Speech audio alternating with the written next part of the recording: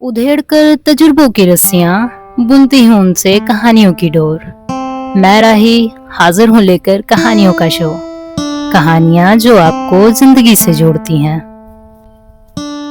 कहानी का नाम छोटी सी बड़ी कुर्बानी। सुबह के 6 बजे थे। आमतौर पर चिड़ियों का एक ही दिशा में उड़ना और सुबह के सूरज के बदलते हुए रंग को देर तक निहारने वाला मिराज आज जगने के बाद देर तक अपने बिस्तर पे ही बैठा था। वो कुछ गिन रहा था अपनी उंगलियों पर। कुछ देर के हिसाब किताब के बाद बगल में सो रहे अपने दोस्त को उसने हिलाकर उठाया। आकाश, आकाश, उठना भाई, आज ही है। आकाश झटके से उठकर बैठ गया। धीमी आवाज में दोनों एक दूसरे से कुछ बातें करने लगे। दोनों ने कोई योजना बनाई थी आज के लिए शायद। मिराज और आकाश दोनों शहर के सबसे पुराने आश्रम में रहते थे। करीब 3 साल पहले जब दोनों की उम्र 5-6 साल की रही होगी, तब उन्हें यहाँ लाया गया था। तब से दोनों साथ ही खेलते, पढ़ते और सोते। दोनों में बहुत गहरी दोस्ती थी। दोनों के बिस्तर भी अगल बगल में थे। करीब हफ्ते भर पहले जब आकाश ने कैलेंडर अच्छे से देखना सीख लिया था, तभी दोनों को पता चला था कि इस माह की 28 तारीख को ईद उल अदा है। त्योहार त्योहार यानी अच्छा अच्छा खाना।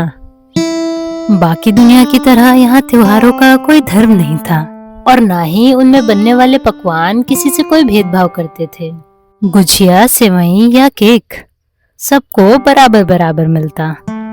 और बच्चों को भी कहाँ मतलब था कि त्योहार किसका है और किसका नहीं। वो तो बस खुशियां बांटने में यकीन रखते थे। मिराज और आकाश यूं तो हर त्योहार में रसोई की नजर से बचकर कोई ना कोई पकवान छुपा लेते और फिर रात में सबके सो जाने पर उसे मजे से खाते। लेकिन ये त्योहार थोड़ा स्पेशल था। इसके बारे में उन्हें पहले से ही पता था। आकाश ने कैलेंडर देखना जो सीख लिया था। योजना भी काफी दिनों से तैयार थी। इंतजार बस पकवानों के बनने का था। पकवान बन गए और इस बार भी रसोई की नजर से बचकर दोनों ने सेवइयां छिपा ली थीं। सभी बच्चे नए कपड़े पहनकर तैयार हुए और एक दूसरे से गले लगकर बधाइयां दी।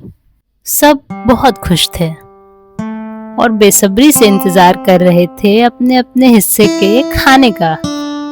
अनाथ आश्रमों में इतने पैसे कहाँ होते हैं कि वो हर रोज बच्चों को अच्छा अच्छा खाना खिला पाए।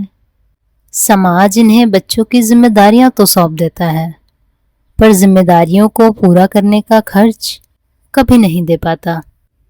बच्चे एक दूसरे के साथ खेलने और अपने अपने कपड़ों को एक दूसरे को दिखाने में इतने मगन थे कि शाम कब आ गई पता ही नहीं चला। रसोइया एक एक कर पकवानों को बागीचे में लाकर रख रहा था। हाँ, त्योहारों के दिन रात का खाना बच्चे बागीचे में ही खाते थे।